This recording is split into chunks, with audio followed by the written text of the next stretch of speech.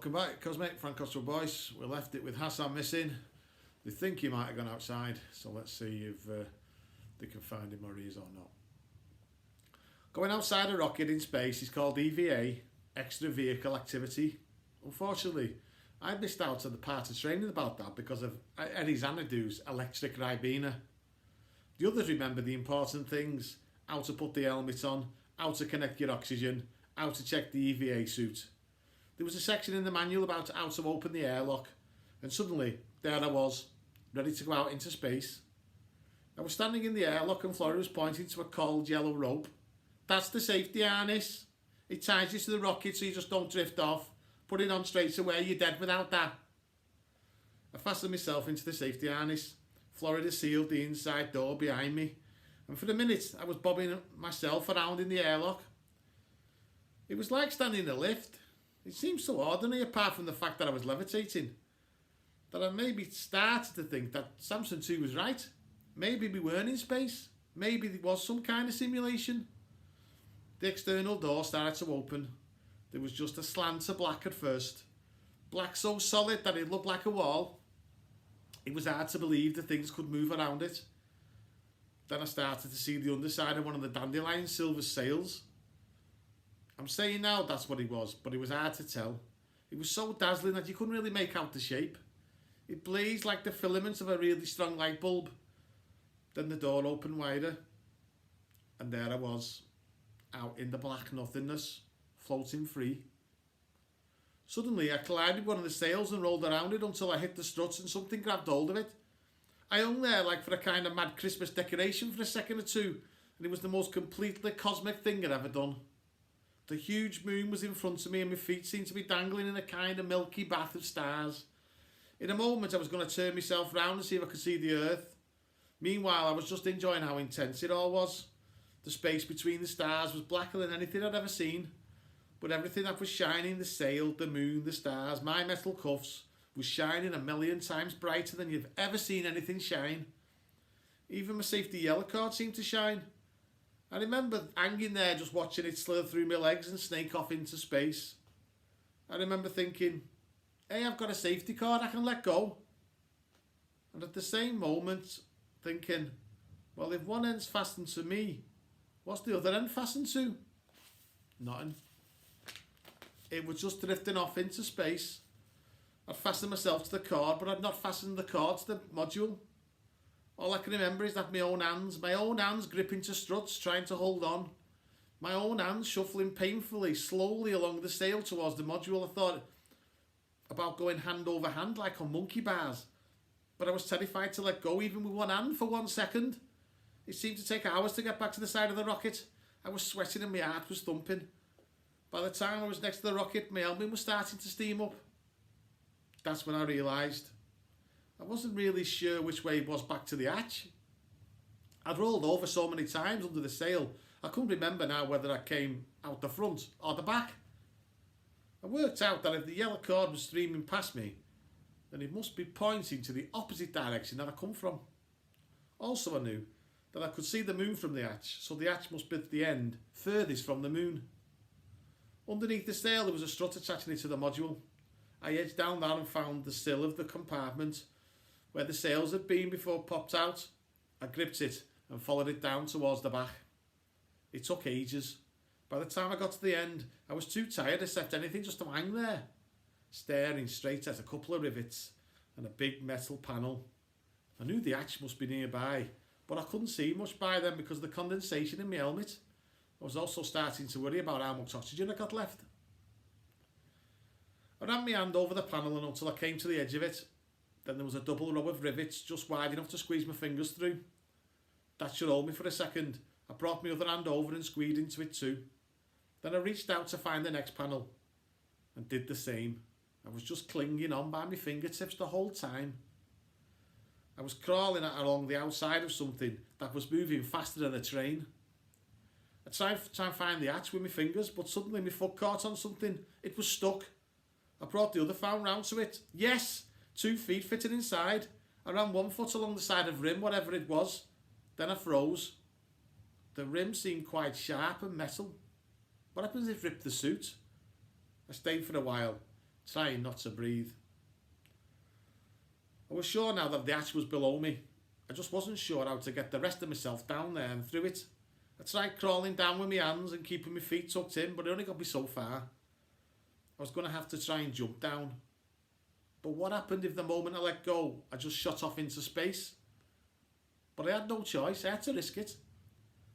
I let go of the side of the rocket and at the same time pushed with my legs inside as hard as I could. In my mind, this would make me slide elegantly feet first back inside the hatch. In fact, I banged my knees. The pain made me curl up into a little ball. For a second or so I was floating completely free in space. But the momentum of the curling made me turn up tight and I came round. Just as I was passing the bottom of the hatch, I grabbed it and dragged myself inside.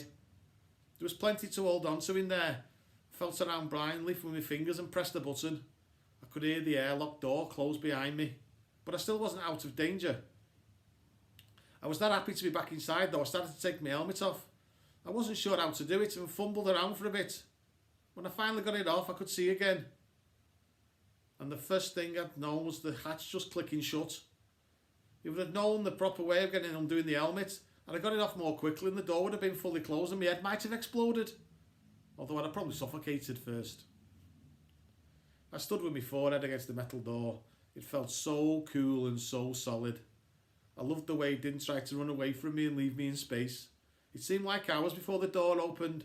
Long, happy hours of just standing still, not gripping anything, not scared, appreciating the various property of metal doorways.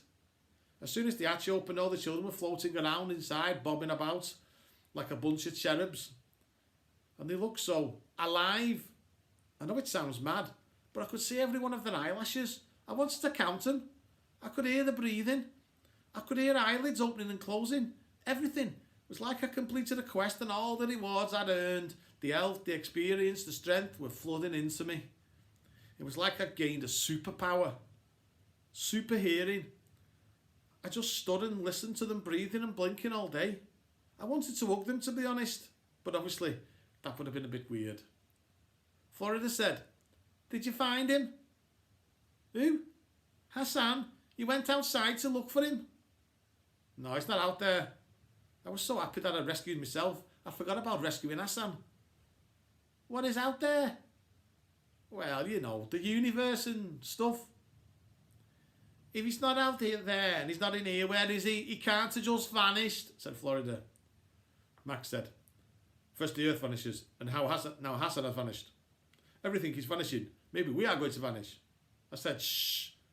Amongst all the new sounds I could hear, eyelids opening and closing, muscles and bones moving, electronic equipment buzzing, and a counter from the Travel Monopoly set hovering under the seats, I'd noticed another sound, louder and rougher, coming from inside the wall near the driving compartment. I floated over to it. To me it sounded deafening, but I knew that to the others they couldn't hear it at all. Because when I was looking for Hassan earlier, I hadn't heard it either. It was my new super hearing that had picked it up. I felt around the wall and I felt a little bit of a gap between the panels. I pushed on one panel and tugged it on the other, and there was Hassan, snoring. He woke up looking so pleased with himself. He said, "Did I win? When the soldiers came to my village, I hid in a space behind the water tank for 3 days. I have plenty of practice at hide and seek." I said, "Of course, I forgot about that." It was strange to think the game might only be the second most dangerous game of hide and seek that Hassan had ever played. "So I won." "Yes, you won. You really did well." "So," said Max, "he won. Finally, I am a loser." I looked at him. With my super hearing, I could almost hear his heart beating faster than usual. Then he seemed to calm down. "You know, it does not feel so bad." Florida shoved him and he floated backwards all the way to the side of the minibus. He laughed all the way. Watching him made me feel good. I knew that the green button was finally safe from him. I said, "Right, let's measure you on the heart chart, see how much you've all grown." Florida looked like I'd gone mad. "You're only gone 10 minutes. How would we have grown?" "Space, innit? Like Samson 2 said, less gravity on your spine." They all lined up and I marked off the new ice next to the door, just like Mum used to do with me at home. Samson 2 said, "The power of suggestion is amazing. We've all grown an inch or so, just like we would have done if we were really in space. We are really in space, said Max. Mr. Digby went outside, remember? Yes, said Samson too. He went outside, read a newspaper, and then came back in. I was tempted to say, okay then, if you don't believe me, you go out there. But I took a deep breath and said, okay. But you know, say it's only a simulation. We'll still need to know the proper altitude and the proper angle of departure to get the speed we need out of our return trajectory. Can you work stuff like that out? Maybe. He rummaged in his pip and pulled out a book. A really old thick book called A Boy's Wonder Treasury of Space. My mother gave me this on my birthday one time. When I was small, it was her favourite book when she was small. Her mother had given it to her. It's old. I was ill for a while and had to stay off school. I sat in bed and read this book and it made me clever. I could feel it. It was like a magic power. It's a pity really because I got so clever they sent me away to a special school and I never got to see her much after that. Still, sometimes when I'm tired or I do something not so clever, I sleep with it under my pillow and I can feel it making me clever again. That's how I know about the power of suggestion. At the back of the book were these massive lists of numbers, logarithmic tables. That's what they used to do complicated maths before I invented calculators. With this, said Samson too, I can work out the trajectory. I said, well, if you need any help, I'm officially gifted and talented. And we were all ready on the time he's right. We will all of us press that button together. They all cheered. Florida suddenly shouted, look! Out of the window I could see a huge shadow moving across the moon like a carpet being rolled out. What is it? I knew what it was right away. I recognised it. I said, it's the shadow of the Earth. And we all watched it. It was the nearest any of us had come to seeing the Earth since we blew off course. And it was the first time since we'd known for sure that the Earth was still there. Except for Samson too, obviously, who thought we were still in China. The shadow sighed over the moon's surface, and I tried to imagine what bits of the Earth we were looking at.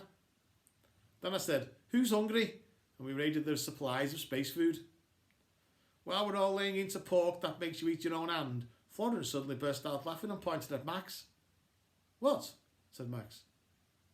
Look, he's talking to us, he's eating and he's weeing at the same time. You can see his waist bag pulsing. Max, are you having a wee while you're eating? Yes, I am. So am I, said Hassan. And soon everybody was, except for me. I didn't think it was Dudley.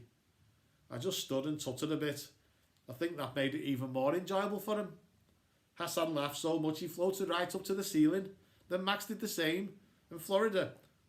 And even Samson too. They all looked like some giggly mobile circling hilariously over the ceiling. It must have been after that we slipped into the shadow and moved over the darkened surface of the moon. Next chapter, Dark Side of the Moon. It's hard to believe in things you can't see. Things like gravity. I knew in my head that once we got nearer the moon's gravity would just pull us and make us go round the moon so we're facing the right way. I knew that in my head. But I also felt in my stomach that once we went past the moon, we might just keep on going and going and going into nothing. And then the moon disappeared. I mean, it completely vanished. Flora started yelling, it's gone, the moon, it's gone. And Hassan and Max threw themselves against the window trying to spot it. Samson too carried on cheerfully working about his maths. Can't you see what happened? He said. Obviously they've turned the simulator off. Great. It means they'll come and get us out of here soon. Florida was right. Where the moon had been, it was totally black. But maybe it was part of my new superpowers. I could see a pattern to the blackness. There was a huge curve where the stars were missing from the top right-hand corner of the window. As though there was something in between us and them. Like a great curve of darker darkness on top of the darkness. Like a bit taken out of the sky. I couldn't see the surface of the moon, but I could see its outline, where it blocked out the rest of the sky. It was like a puzzle, and once I could see it, I couldn't stop seeing it. I pointed to the others. It took them a moment, but they all saw it in the end. And then when they were looking, they all pressed against me, like I was really their dad. It's very frightening travelling along with this blackness next to you. It looks like a hole and it's hard not to believe you're going to fall into it. We all just stood looking at the forward edge of the crescent because somehow, that helped you remember, we'd passed this darkness in the end.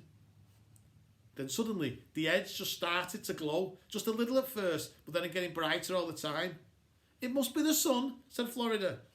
By the time she'd finished saying this, we could see what was causing the brightness. And it wasn't the sun, it was the Earth. For the first time we'd seen it since we left orbit. It was the size of a golf ball and too blue to be true.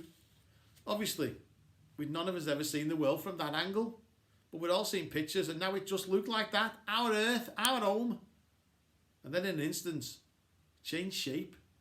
It went from a flat disc to a ball. It seemed to go pop like if you ever had a badge and squeezed it onto itself and let it pop back into shape. And there it was. Not a photograph anymore. Our planet. And we were heading towards it. I'd always wanted to see the world. And now I was. All in one go. Cheers.